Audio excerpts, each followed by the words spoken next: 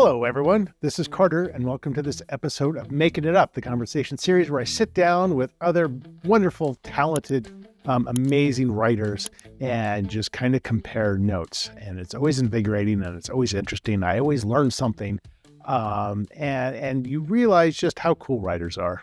They're just the nicest people. Nobody's trying to backstab somebody else, or at least not in my experience.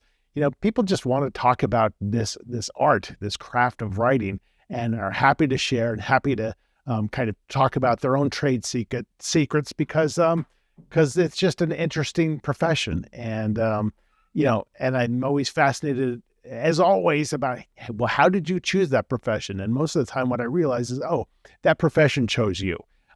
Because, we talked about it in our episode today, sometimes there's a difference between something being a hobby and a calling. And I think for the majority of the writers that I talk to, they've realized I'm going to write no matter what. And hopefully there'll be some money in it somewhere, but this is my calling.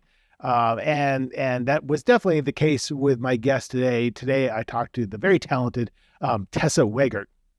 Now, Tessa, I got to know at a conference, where that's how you get to meet a lot of these fellow writers, is at conferences, and you kind of realize this person writes dark, fucked up thrillers and mysteries. That's kind of cool. That's what I do. And you want to get to know them better. She is the author of the popular Shanna Merchant novels, which include Death in the Family, The Dead Season, Dead Wind, and The Kind to Kill. And her fifth book in that series is coming out later this year. But she, you're going to hear in the episode, her approach to writing was buttressed by the fact that she was a journalist and she had done a lot of writing classes and work in the field of writing before she finally said, well, let me give it a shot about novel writing. So that muscle was there, and that made it a little bit less intimidating for her.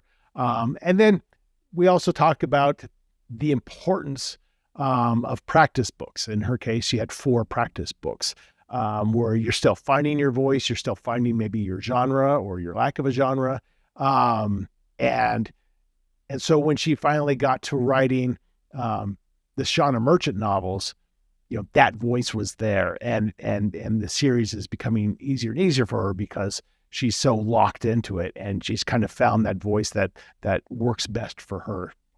So very, very fascinating stuff. I felt like we really talked about the ins and outs of publishing quite a bit. And she just had, so many words of wisdom. So aspiring writers out there, especially, I think you're going to love this because, Tessa doled out lots and lots of good advice in this episode. So here it is. This is my conversation with Tessa Wegert.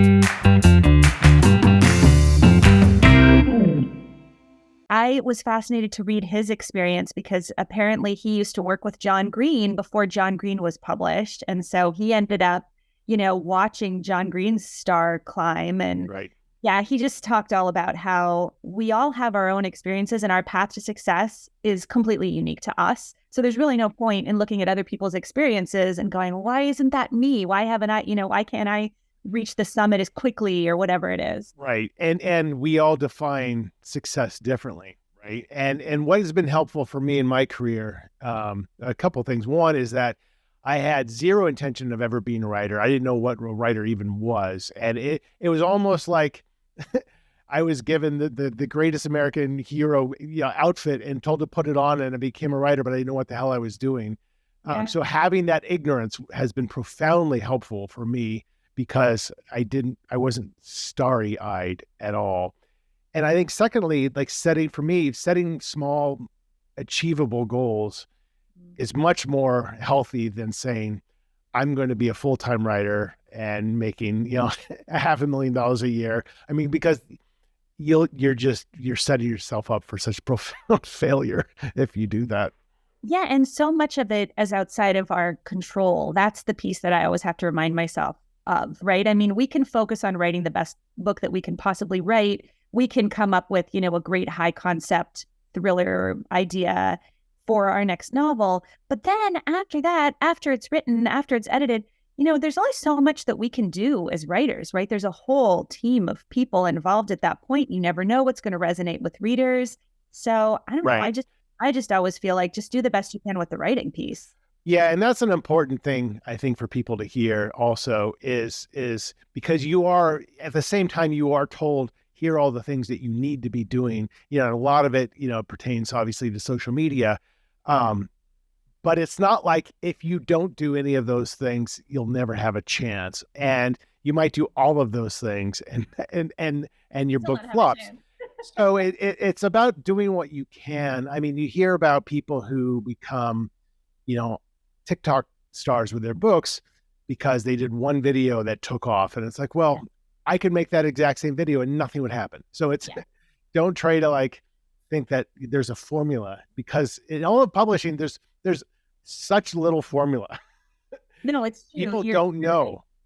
Yeah, no, exactly. I mean, what happens on TikTok, for example, that kind of success cannot be replicated, not by us, not by our publishers. It's just, it's like being struck by lightning or winning the lottery or whatever it is. Right. And yeah. And there's a certain part too, where you're just like, there's some ego in it, right? Where you kind of say like, I don't want to be known because I got popular on TikTok. I want to be known because people love my books. Right.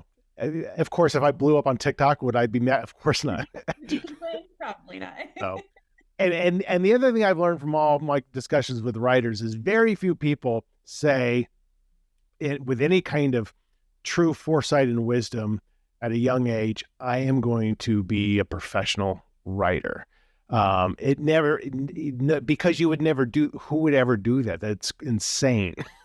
Like, you might say I'm going to become a journalist. But the idea of I'm going to sit down and write books and that's how I'm just going to live. Nobody has that thought, because you quickly learn it's a really hard thing to do.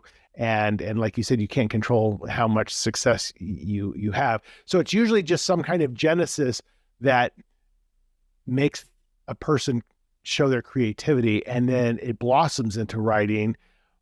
And it's kind of like, well, let's see what happens with this. So I'm curious to know, your journey and you. So I know you're in the Northeast. You're in Connecticut, right?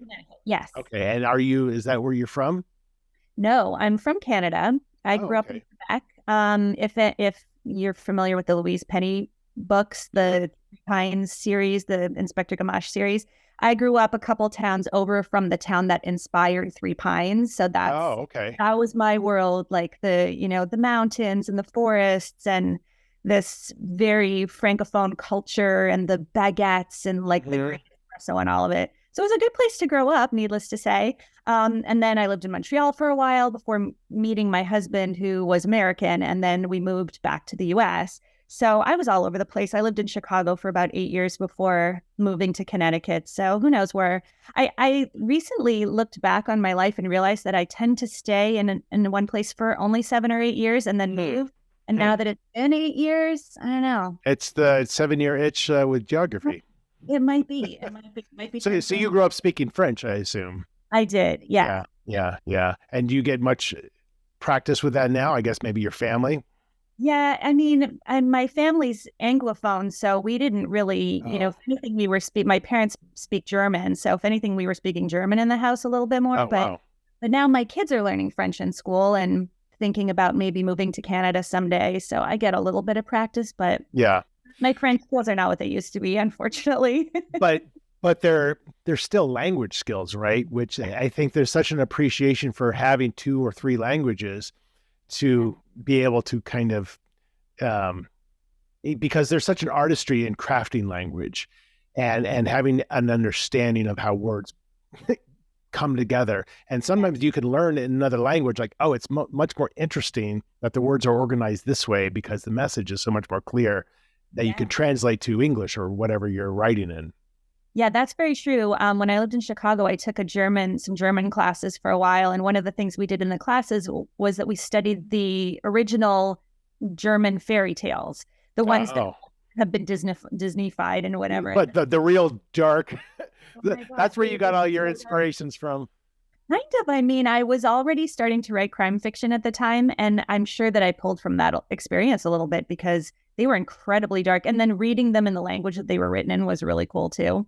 So can you look back on your adolescence and be like, oh, I was exhibiting this kind of creativity, or I always was, my nose was in a book constantly, and say like, oh, that was, looking back, that was really informative of where I am now. Yeah, I thought you were going to ask if I had a dark mind, even from a young age. You know, I feel like, but you get those questions, right? And I feel like, I don't know, for me, like I write some of the darkest shit out there. And I'm like, I had a great childhood and maybe something happened that I've repressed. I don't know. But, give us writers credit for being, imaginative, Yes, absolutely. No, me too. I had a wonderful, like, picture perfect kind of childhood. But I think because of that, I was always really afraid that I would lose it somehow. And so I started to channel all of those fears and anxieties into the writing. And I think that's why I gravitated toward mysteries and thrillers and crime fiction, because anything that I was nervous about, like a, home invasion or whatever, I would write a short story about somebody who broke into the house. And then, of course, the protagonist got off, fine. Everything was fine in the end. And having control over like putting those situations that scared me on the page, but then having control over the outcome. I don't know. It was kind of like therapy in a way. And it is. Yeah. It's therapy. It's meditation. Yeah. Like when I only write an hour a day. And when I disappear into the little room to write, it's just like, it's cathartic, right? It is cathartic. It is another world, and your brain switches over into another gear that is kind of enlightening. And there is something about, when you're writing, you can't, as distracted as we are as a society, 24 hours a day, when you are writing your own book, it forces you to be so immediately present. And that's where the meditation part to me comes in. It's like, I have to be right here because you just can't do it otherwise. And when you're done writing, you're like, you do kind of feel like your mind had been stilled a little bit for the last hour or so. Yeah, no, I couldn't agree more. And the hard part then, for me at least, is to still the mind, because there are so many distractions. And so I definitely, turn off my phone, turn off all of the notifications that are dinging everywhere around me, and just completely cut myself off, because otherwise I'm just so easily distracted by whatever else is going on that I can never get, if I just let all of those, typical day-to-day distractions in, then I would never be able to focus on the writing, I don't think. Or it would take a lot longer for me to achieve what I wanted to achieve, at least. And I think you do have to be in that mindset, like, because if you think about maybe a corporate job, like, I got to stay on top of email or whatever, that you can do completely distracted, And so, and to your point, sometimes when you do still yourself and you turn off all those notifications, it's a little scary. It's a little bit like you get a little antsy almost. And so I actually kind of ramp into the writing where like I will spend 5 minutes in my writing chair looking at all those little things just to kind of almost get it out of my system and then shut everything off. Because sometimes you're like, I don't know what to do with myself. Yeah, no, I do the exact same thing. Yeah. So what did you study in school?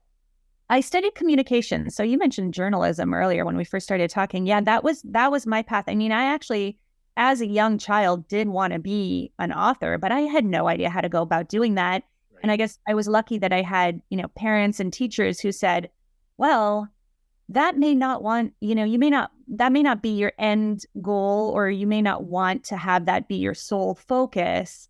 And you might get there, but in the meantime, what other kinds of writing are you interested in? Like just to take a more kind of practical approach to the whole situation and my interest in writing in general. So I wrote short stories as a young child, but then went into communications and did courses in marketing, writing for advertising, script writing, all of that stuff. And then had a career in journalism before I went back to fiction as an adult, like in my early 30s with 2 little kids already at home. Decided, okay, I mean, I've never tried to write a novel before. Seems like the thing to do when you have a 2-year-old and a 9-month-old at home. Like in retrospect, I don't know what I was thinking. It's not like the easiest of hobbies to pick up under those circumstances. But I guess I needed a creative outlet. I was still doing the freelance journalism stuff on the side, but it wasn't fulfilling me the way that I needed it to. Yeah, and I'm sure you probably didn't necessarily frame it as a hobby, because I think you're totally right. Like I started writing when we were pregnant with our first child, and haven't stopped since. And so it was those first years are brutal, but I never, you almost kind of have to accept it as a calling rather than a hobby, because if you at all look at the practicality of it, you're like, I would never I would never pick this up as a hobby knowing I'm going to, be changing diapers and having no sleep and that kind of thing, because it is, and because you find back then, that's when you're like, I'm going to write inside my car for 15 minutes or wherever I can do it, Yeah, that's exactly what I did too. Yeah. Yeah, every free moment, like during nap time, the kids are playing with Cheerios at the table. Okay, let me just text myself or email myself some ideas that I have. You just kind of had to snatch the opportunity Right. wherever it was. And but that before you got to the moment of like, I'm going to sit down and write this novel, which I want to kind of get into, you were already armed with many years of professional writing experience, which is really like, you can't undersell how important that is, regardless of what you're writing. I mean, the physical act of writing is exhausting and mentally taxing, and you have to build that muscle over time. And I hadn't, I'd been writing, some technical reports and stuff like that, but I learned from scratch how to write a novel, or self-taught, and it was really, really hard. And maybe by around book 5 or 6, you start getting into like, okay, I built the muscle where the writing part is easy. It's just the ideas are continue to be hard. But why did you, because this is always fascinating to me, that inflection point in somebody's life, because you have all these people out there who I'm sure you talk to all the time who say, I've always wanted to write a novel. Mm-hmm. What does it take for someone to say, oh, I'm going to actually sit down and write a novel? Because I think that's very few of the many who actually do that. What was that process like for you, and how difficult was it to actually sit down and write that first book? Yeah, I think I think a lot of people romanticize the idea of writing a novel, and then they try to write a novel and realize it's actually like a day job, basically, or, more than a full-time job for sure. Even if you have a day job, this is another day job on top of that, but you might be doing it at night. But yeah, I mean, I went recently to talk to a middle school at their career day about a career in writing. And to your point, that's exactly what I said was writing is writing. So if you can come to it with some other kind of writing experience, it's definitely going to make things easier. And I think that was maybe why I wasn't as intimidated as I could have been when I did sit down to finally do it. It still took me about a little over a year, I think, to write the first book. My problem was, after I wrote that book and then revised it and all of that, as we do, sent it to everyone I knew who liked to read mysteries and thrillers, and they became my beta readers and the first line of defense against embarrassing plot holes. And that was all fine. I felt ready. And that was the book that got me my agent. But then that was a book that never found an editor, because it wasn't a genre that anyone was really interested in reading anymore. So it was kind of like a Michael Crichton-esque bio thriller. Oh. And, in retrospect, so I wrote a couple books in a series, that were like that, with the same characters and everything, thinking, oh, well, at some point someone's going to snap up this first book, and then I'll have the second book in the series ready to go. And then, of course, no one bought the first book. And then, the second book languished too. So I think of those as my practice books now. And I have 3 of those.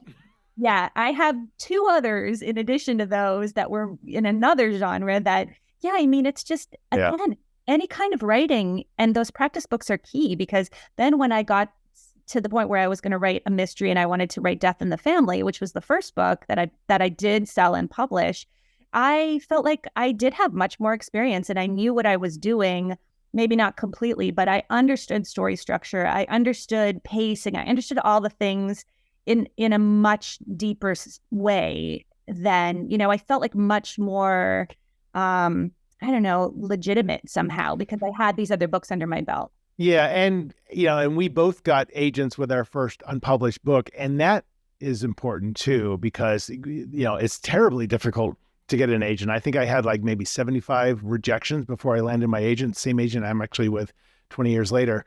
But wow, that was at least some legitimacy of like somebody in the industry who's agnostic and doesn't know me taking a chance on my book. So that keeps you going a little bit. But I think what else keeps you going is just like, it's in you. Like you're a storyteller, for lack of a better word. And you're just like, well, okay, I'll just keep writing and see what happens. But I really enjoy the writing part.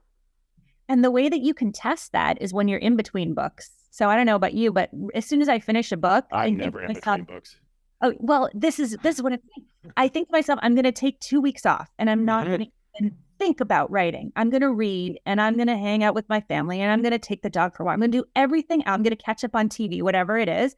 And then a day after I meet my deadline, the manuscript, I'm like, all right, next book, what's it going to be? Writing down ideas. Like I cannot stop. It's like an addiction. Totally. Like what happens for me is, and I never write anything more than one book at a time. And I don't outline, so I never know where any book is going to go. So when I think of kind of the next idea, it's never an idea. It's usually an opening scene. And that's all I think about. Or it might be a character. So I wrote this, I just finished a book that's coming out next year about a 21-year-old female savant in 1987. That's all I knew. But I'm like, I kept thinking about this woman, and while I was writing the book before it. And so like, I'm as soon as you finish that book, I'm like, I want to see what this person's all about. And so you do get excited to jump in because it's just that art of discovery is so heady and intoxicating somehow. Hats off to you for not outlining, because I tried to do that. Is that what you're saying? That you just kind of... Yeah, I have no idea what I'm doing. Yeah. Yeah. See, I tried to do that. I guess I did do that with my first couple of books that never got published or saw the light of day. But then when I sat down to write a mystery, I started to take that same approach, because I do feel like, especially I think with a mystery or a book like a thriller where you want to have some kind of big twist toward the end, if you're going to surprise the readers, don't you have to some extent also surprise yourself as a writer? 100%. 100%. Right? Yep. So I would start to just, be the pantser that I thought that I was, and then realize that I was 3/4 of the way into the book and nothing had actually happened. And I had like a collection of really cool scenes, but there was no plot. And then I still, didn't know who the killer was or what was actually going on. And then I had to spend so much time going back, planting these red herrings, planting the clues. And it just was not the most efficient way. So now everybody finds a different way. Everyone knows, figures out eventually what the best approach is for them or the best strategy, right? But I figured out eventually with like the 4th book or whatever that I did get published, that I have to plot for a little while and then think I know who the killer is going to be and think I know what the twist is going to be. And then throw that all out the window like 2 weeks before my deadline and write the ending. And that seems to be, that's the formula that now I have figured out. That works for you? Works for me, yeah. Yeah, and it is kind of a mixture of being formulaic and strategic because you might have a deadline. And if you don't have a deadline, I assign, if I don't have a deadline, then I'm just writing something freelance. I assign my own deadline. Yes, me too. But there's some flexibility with that. But what I've learned from myself is that, what I used to do is I used to write 100 pages and then go back and really rewrite those 100 pages and be entrenched in it and then do the next 100. And now I just write. And I rarely go back and look at what I've done. And I just kind of hope the subconscious is just spilling things out.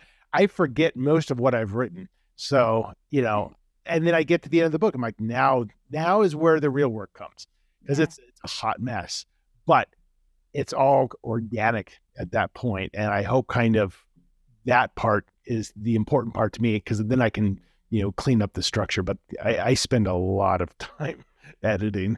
For sure.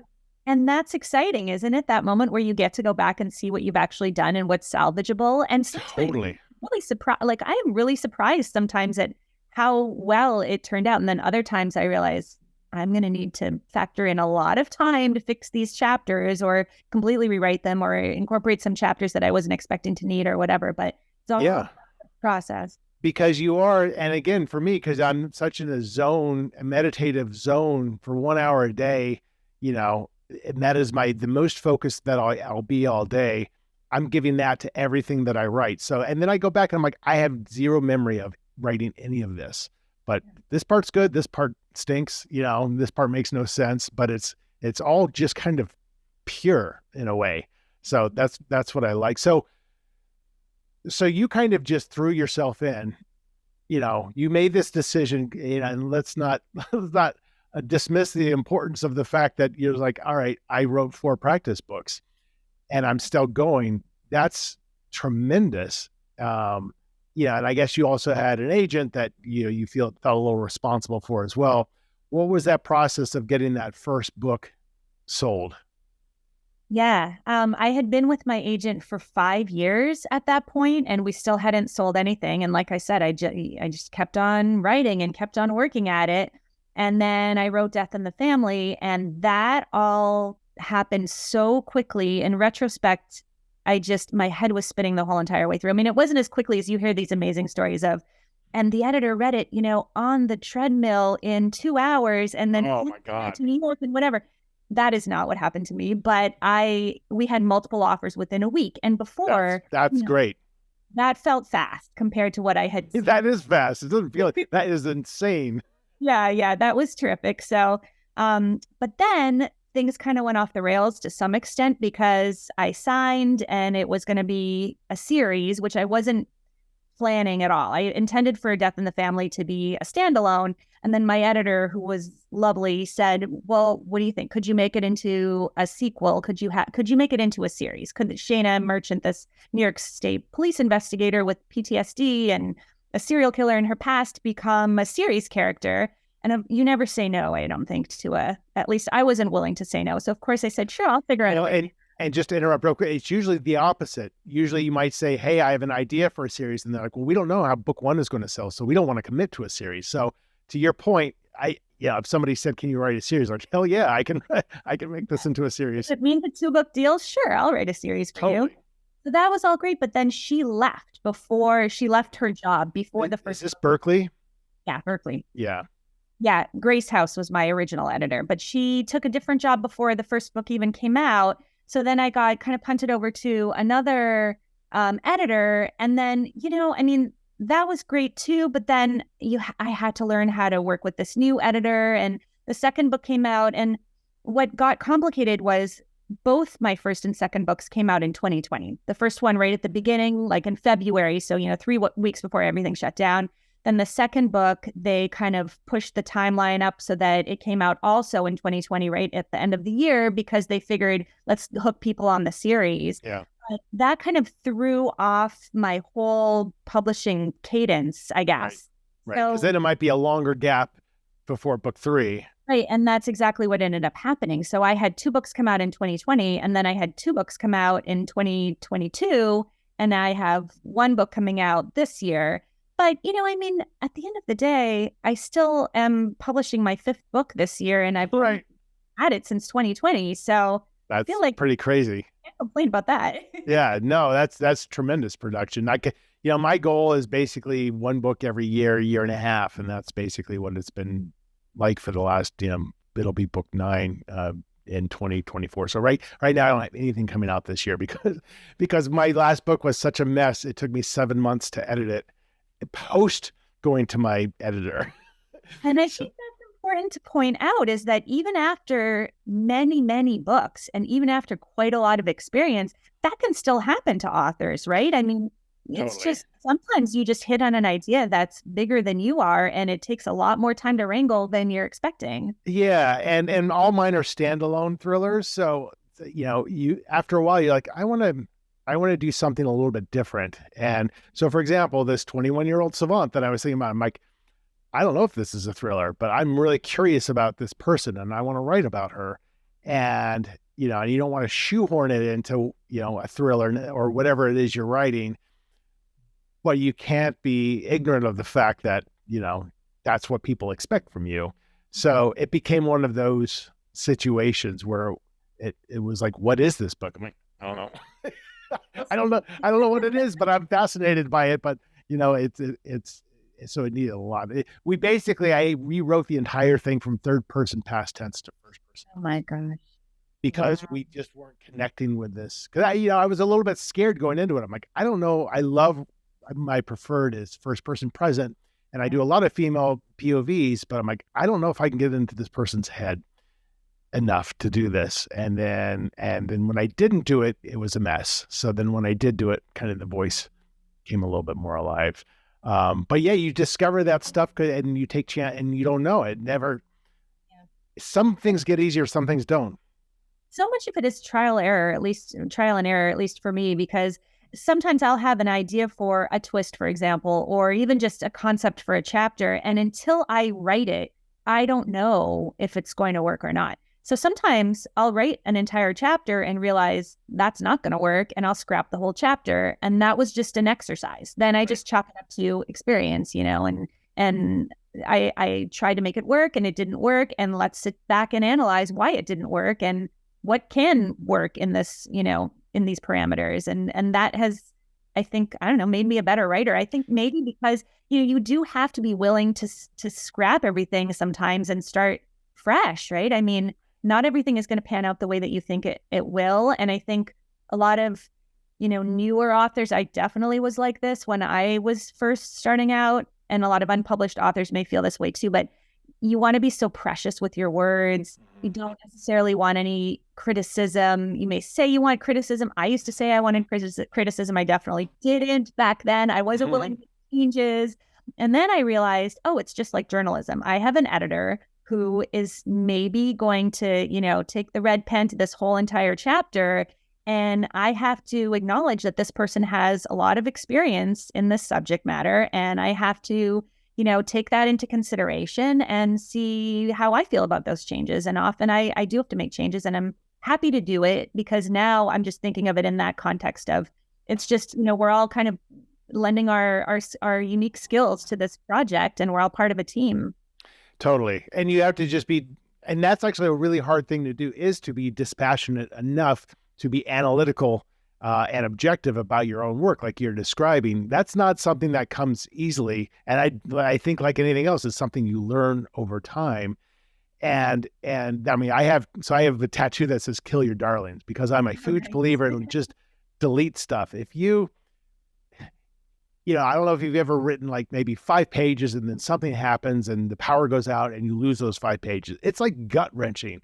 Yeah. But if you can look at that as like, okay, how do I make those 5 pages better now that I have to rewrite them all? And it becomes, it's like, that's the kind of mindset, because you have to go back and cut stuff. And to your point, recognize that all their job is to make this book the best possible thing it can be.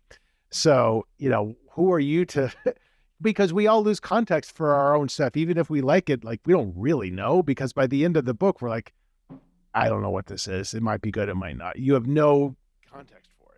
No, especially having spent so much time working on it alone up until that point, because I don't know about you, but I don't show it to anyone until I have a finished draft, like a final draft, which of course is not really final, but at that point, I'll give it to people to get their opinion. And then eventually it will make its way to my agent and editor and all that. But up until then, no one knows what this book is about except for me. Yeah. And that is intimidating because I mean, I've had my head in this book for maybe 8 months at this point, and is it good? I don't know. I don't know anymore. That vulnerability never goes away. I'll show like maybe upwards of like 50 pages cumulatively to like my critique group over the course of a year of writing something. And then my partner, she's the one who sees the first completed thing because she actually edits it for me, kind of does some copy edits. And then it goes off to the agent. And then, and you're just waiting for that email. Like, oh God, like, I just don't. Like, to this day, like when I get either the editorial letter or just even the line notes and the feedback from my agent, like I see the email, my stomach just clenches, it's scary. It is. It's kind of traumatic every time, right? Because you just hope that it's going to that it's going to resonate with your editor the way that it did with you, and that those characters are going to be what you hoped that they would, and as fully formed as you wanted them to be, and that Right. the atmosphere is as rich and whatever else, but you just never know. And then it goes out into the world and you wait for the trade reviews, which is a whole other level of anxiety. Yeah, totally. Trade reviews are nerve-wracking because, Yeah. and I've been very fortunate. I've had maybe one bad trade review over 9 books. But you want your starred reviews, like such a great review. Why didn't they give it a star? Or if it doesn't say much of anything, that's much harder than even just, readers reviews. Cause those I'm just like, they are what they are, Yeah. it's going to average out between 3.5 and 3.8 after a few thousand reviews, or Goodreads ratings, that's just kind of how it is. Yeah. And you don't want to And the trade reviews have so much more visibility. That's the other piece of it, is they're so public, right? Right. And booksellers are making decisions based on those. So how much stock they're going to carry.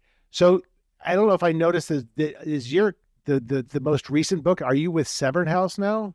Yeah. So that's the other thing that happened, is I ended up switching after the first 2 books. I switched to Severn House, and now I have In a series? in the series. Yeah. Which is almost unheard of. Happen that often. Yeah, it doesn't happen that often, but yeah, they have been great. And now, I signed with them for 2 books, and I thought maybe that would be the end of the series, like that, that the 4th book would be it. But now I have a 5th book coming up this year. So it's been very surprising, to be honest with you. I mean, I'm just going to keep on writing this series as long as people want to keep reading it, I guess. Totally. But I am working on some standalones on the side too. My second book was with Severn House, and I didn't know anything about them. And they were great with Kate, and I forget her last name. I don't think she's there anymore. I ran into her actually at BoucherCon last year. And they were fantastic, with the exception of, I wrote the book and, it did okay, not great, but it wasn't terrible, and then they loved my next book, but they're like, yeah, your last one just didn't sell enough for us. So I had to move on. And that's the reality of, like, they might like something, but everyone's looking at your sales record anytime you go anywhere, all that stuff people can find out about. And which is why, like, it's important, I think, to be very thoughtful if you're going to do self-publishing or stuff like that, just to know that you are leaving a trace of your success or lack thereof every time you put something out in the wild, and people will look at that.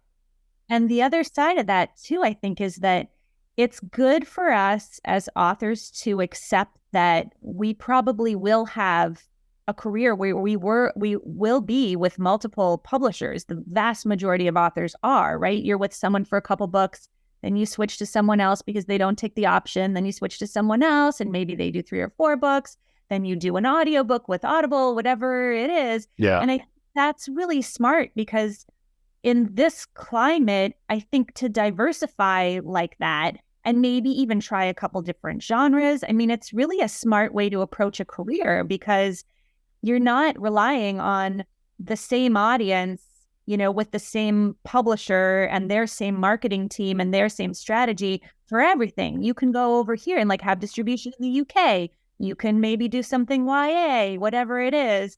And I feel like that's a lot more sustainable maybe than the kind of more traditional approach of stick with one publisher book after book, because that's hard to do. That's really hard to do. It is. And sometimes you move publishers, not because you wanted to, it's because they don't want your next project or whatever, or you're not selling, like me with Severn House. Yeah, I've been with 4 publishers over the course of 9 books, and with Source Books for the last 5. And they've been fantastic. But yeah, nothing is ever guaranteed. And like you said, your editor might leave and leave you orphaned with the book, and that's tough too. But I think it's also, to your point, like, you're right. All that to diversify yourself as a writer is really a great goal to have. It's really hard to do, because we say easily, like, oh, write a couple in this genre, right? Writing a book is a lot of work. Yeah. You have to be fast. You have to write more than 1 book a year. You have to write more than 1 book a year if you're going to take that approach, right? I think so. Or have a nice income from somewhere else that you're not thinking about so much. It's not, the pressure's not on so much. Right. Um, but I mean, as your experience obviously has been great with Severn House, and I know they have tremendous distribution in the UK as well, and in libraries. Like I know that they're really, really strong in libraries, which is such an important part to get your book into libraries, and people I think don't realize that so much as well. Yeah, I agree. Most of the fan mail that I get, the emails that I get from people who have loved the series are from library readers because, a librarian kindly put it atop the shelf on display with a bunch So of great. or whatever and kind of drove some patrons in that direction. And yeah, and it's great because then people who don't necessarily have the funds to or for the hardcovers or don't love an ebook, then they can get it from the library. So Yeah. yeah, I try to do as many library events as I can for that reason, just because I think it's the great kind of equalizer in the reading world, right? Right. So before we wrap up, I want to ask you about you said you had the fifth in the series coming out, and you kind of said, I enjoy writing the series. I will write as long as there's demand for it.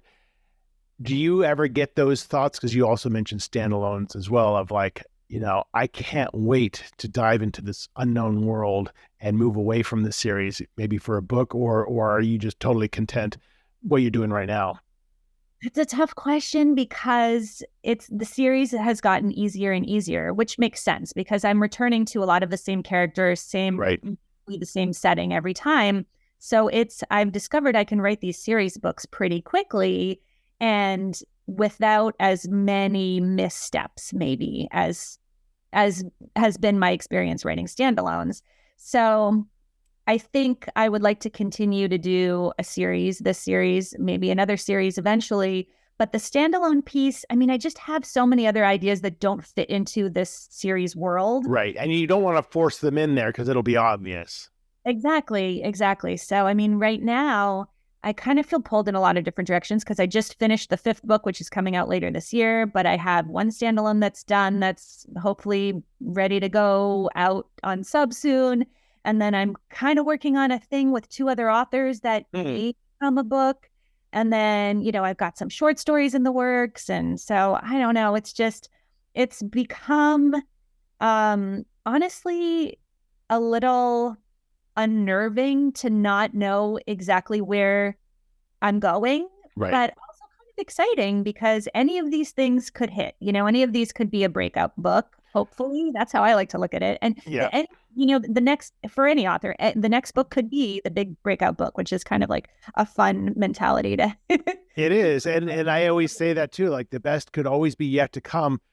You might be 90, and who knows? Don't let it be when we're 90, Carter. I know. But yeah, that's what I keep telling myself. The next one, the next one. Yeah, And, and the reality of it is like, as you're doing all those books, you are still building a brand. You're still building an audience that kind of all leads to that. And that if you do have a breakout book, it might not have happened had you not laid that foundation with all of your other novels as well. So I think that's a healthy attitude to have. because there is no, when you say according to plan, there is no plan. You think about if you have a series, you're like, okay, that's a plan at least, but something can happen and that series can go away or whatever. Like everything is so tenuous in the publishing world that, to have a plan, you're going to have to adjust probably 2 weeks into it. Yeah, no, it's true. So whatever we have to do to keep us motivated, right, and keep us in heartened and hopeful about the whole situation. And I think ultimately, that's ultimately why I think it needs to be a calling for you, because if you approached it as a 5-year career plan, it's so difficult that I don't think I think that's why a lot of books don't get written, because the people realize like it was a plan but not a calling. Right. I think you have to have that passion. So we're going to do a little storytelling. I don't have a book selected, so I'm going to ask you to pick a color of a book, and I'll just head over and pick out that book on the bookshelf behind me. Okay. What are you feeling? Let's do black. Black. Okay.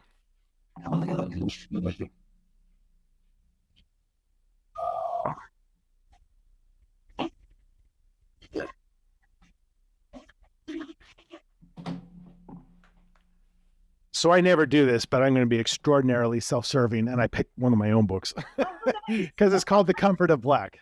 So, oh no! So wait, are you telling me that I have to rewrite your already fantastic book? we can take this sentence. This can be rom-com. This can go anywhere we want to go. Oh, okay, interesting. Yeah, all we have is the first sentence to deal with. So give me a page between 1 and 300.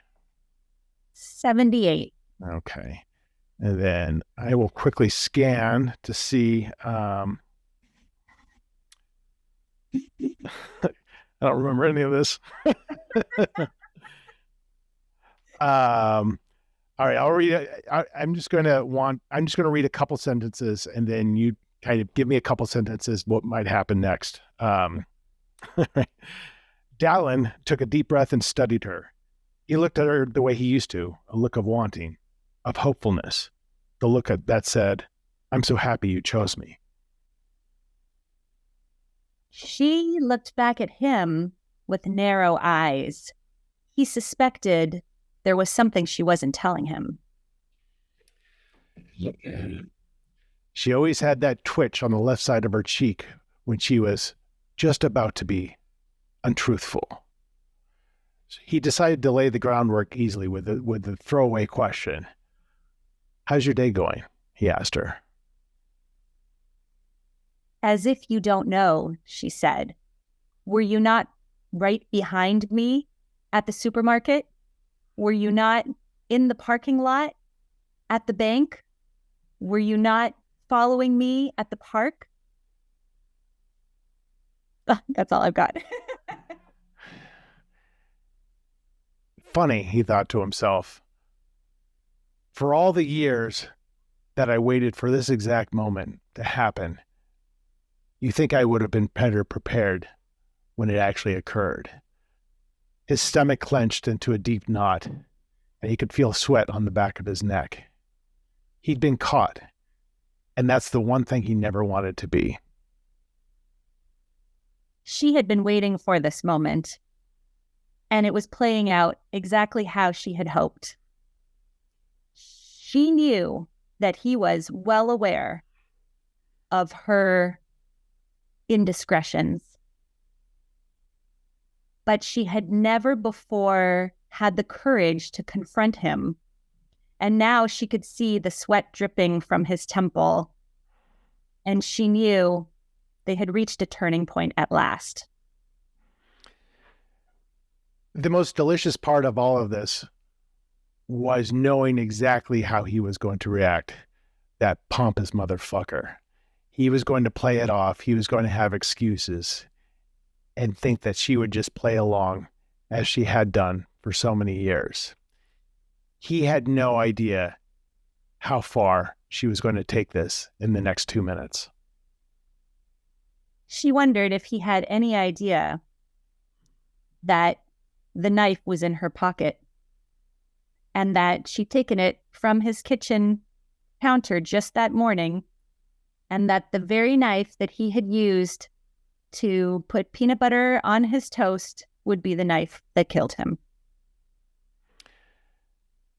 She wondered for half a second what it would feel like, what it would really feel like.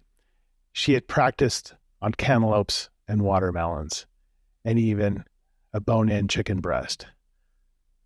But she had always heard it would take so much effort, much more effort than you would expect, to get that knife all the way to the hilt, exactly where she needed it to go. Then she dismissed the thought and tried to focus on what she needed to do. It did take a lot of strength to drive the knife into his gut, but it took even more strength to hold his gaze as his face twisted in agony and he crumpled to the floor. I think we call it there. That's beautiful. Right. Might be onto something. Yeah. That's the cycle. And I'm so obsessed with emotion in books because I think that's so important. And so the idea of like, yes, I physically have done this, but emotionally, I'm going through this. And what does that feel like? I think that's much more resonant with readers, I think, than just the act of the knife going into the belly. So well done. That was fun. Likewise. It always turns pretty dark pretty fast. It does, right? I mean, we especially when we pick one of your books. I know there's not a lot of room for. It was a little bit of a hopeful line.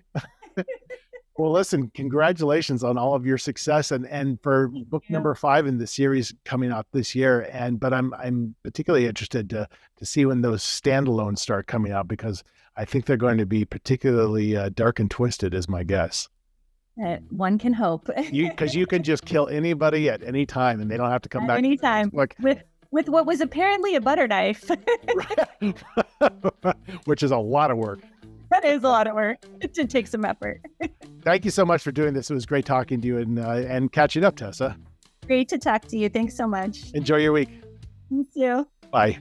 So that's it. That's my conversation with Tessa Wegert. And, I thought that storytelling was pretty awesome. We were kind of mind melding right there, even though I self-servedly chose my own book, which I never do. It's just weird to open your own book and read a sentence like, oh, I kind of maybe remember this.